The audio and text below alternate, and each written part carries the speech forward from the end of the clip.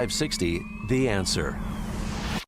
Listen to AM 560 The Answer online at 560theanswer.com, on the AM 560 mobile app, on your Alexa-powered smart speaker, and on TuneIn, iHeart, and on Odyssey. If you're looking for the latest news, insight into what it means, and the sharpest opinion, there's only one station in Chicago where you can turn, and it's this one. We're AM 560 The Answer.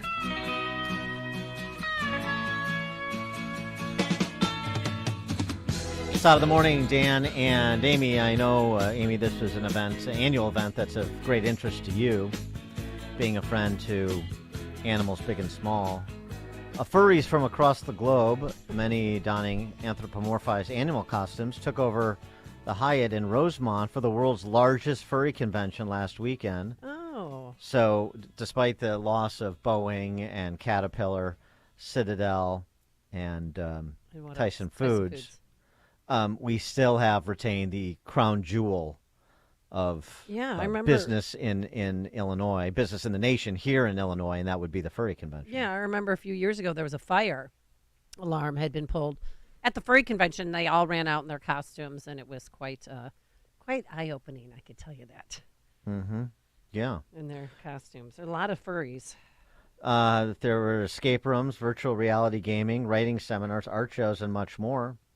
Most importantly, the convention provided a safe space for a community that finds itself often on the tail end of many demeaning jokes.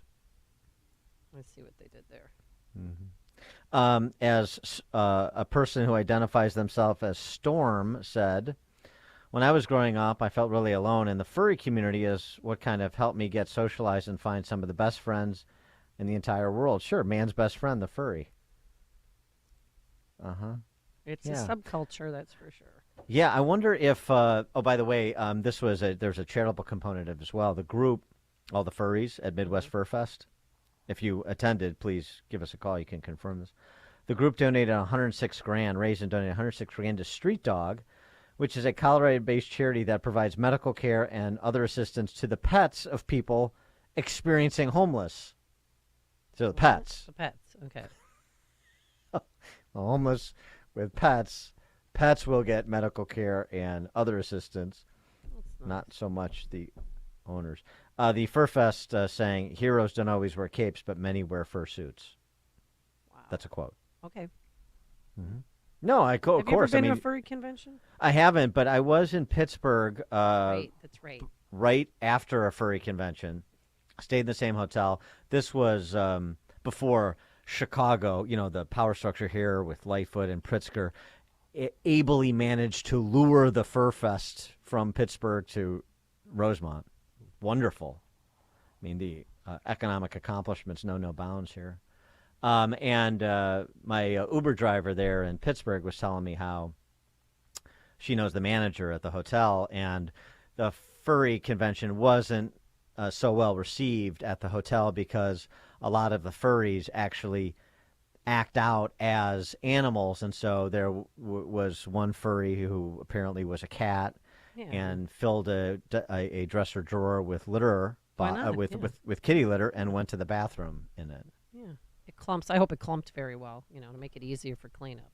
Yeah, this was before some of the innovations that have come to the kitty litter box too. So, yeah, it was not a fun convention for the house cleaning staff there at that hotel. But anyway, other than that, it's all good news. I like that Chicago continues to be a freak show, basically.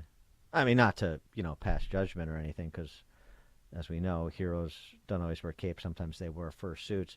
But other than obviously that's the positive of what's going on. That's the good news. The bad news is the public sector unions are destroying the state's economy. So, I mean, I don't know how you balance that out. On the one hand, you have Midwest Fur Fest. On the other hand, you have an ongoing exodus of companies and people that is unrivaled in the country. For more on that latter point, unless you'd like to chime in on Fur Fest, it's welcome to. Pleased to be joined by Ben Weingarten, Deputy Editor at RealClearInvestigations.com. Ben, thanks for joining us. Appreciate it. Thanks so much for having me. And, with that introduction, I wasn't sure if we should go to furry unionization or pet of homeless people unionization, or because it's kind of early in the morning to be talking about this stuff, maybe like hot stove baseball, is Dansby Swanson going to go to the Cubs, et cetera? We might need to get that out of our system. I like the idea that there's not a local for the pets of the homeless or for furries necessarily in the workplace. Perhaps that accommodates their unique identity and charitable giving. Yeah, we'll have to workshop that a bit more. But in terms of Amendment 1 that passed here in Illinois November 8th, you point out something that most of us should know, although it doesn't seem like a lot of Illinoisans do, that Illinois is sort of an outlier when it comes to public sector union domination of the state, and Amendment 1 made it even more so. Yeah, that's right. And I thought that this was an interesting issue really at a national level because this Amendment 1 was overlooked, I think, with a lot of the focus on obviously what would happen in national balance of power in House and Senate races, and then many of the amendments around abortion. But Amendment 1, I think, sort of may prove out to be a signal out of the noise of labor pushing back where it can. And obviously, as you all know, the Janus decision 4 years ago was viewed as something of a death knell or death blow for public sector unions to some extent. And while public sector unions have lost a percentage of employees, their coffers are as full as ever. And what Amendment 1 essentially does is make Illinois the first state in the nation to, via constitutional amendment, bar right to work while entrenching and extending powers to public sector unions that really appear to be unprecedented, namely including not only allowing public sector unions to bargain over normal terms like wages and hours, but quote-unquote economic welfare and quote-unquote safety at work. Those have not been traditionally matters that public sector unions could bargain over. Now they are empowered to do so via constitutional amendment. And based on what we've seen in terms of these labor struggles, particularly with the Chicago Teachers Union in recent years and other teachers' unions across the country, those terms, economic welfare and safety at work, might well encompass anything in practice. And CTU and other unions were arguing for things like rent abatement and defund the police, no cops in schools, etc. And now in Illinois, they may well be able to make those arguments in labor disputes with the power of a constitutional amendment behind them. So this may well be a massive power grab for public sector unions, while at the same time making Illinois, via constitutional amendment, a non-right to work state. And that is a radical shift from the right to work push that has continued to grow throughout the country broadly and in the Midwest in particular.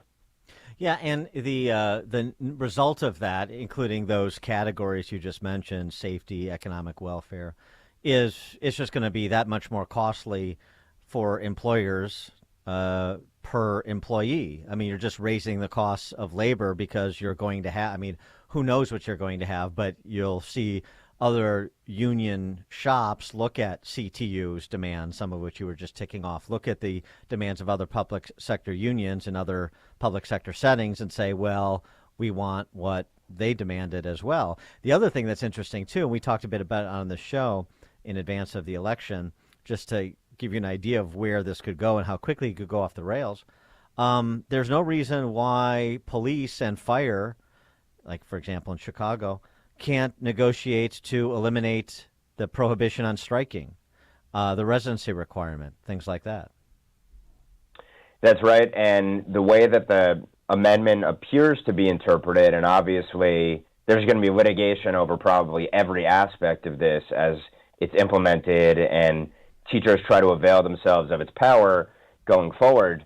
But essentially, once a gain is made, it can't be diminished, is the way that the language works out. And so, consequently, to your point, the powers will continue to grow, the costs will continue to grow for taxpayers, and as you and your listeners well know, there's already a massive unfunded pension liability problem hanging out in Illinois that continues to grow and metastasize. And it's been aided in part by federal quote-unquote emergency relief funds in recent years, but those funds will go away, and the hole will go greater, and obviously taxpayers will be on the hook for all of these gains made for public sector unions. And most state constitutions don't touch on labor at all. So how do we get this Amendment 1 gone? Do we have to vote on it again in 4 more years, or is it here to stay? Well, the courts themselves may well be able to neuter some of its more pervasive effects, but clearly the right to work, for example, language in it is pretty ironclad. And so unless and until there would probably be a case, which I suspect would end up going up to the Supreme Court if it did challenge on that ground, you're going to have to pick it apart through litigation absent law that conflicts with it, and then there's some litigation over that law, or an amendment that essentially revokes or rewrites the language of this amendment. And obviously, there's a pretty high bar for doing so within the state. You mentioned the Janus v. AFSCME case, and of course that was a case that emanated from Illinois. Mark Janus, former state employee, and the expectation was it would be a fight, but that you would see at least some significant decline, some attrition in public sector union membership over the course of time, where you weren't being forced to pay dues for politics you disagree with.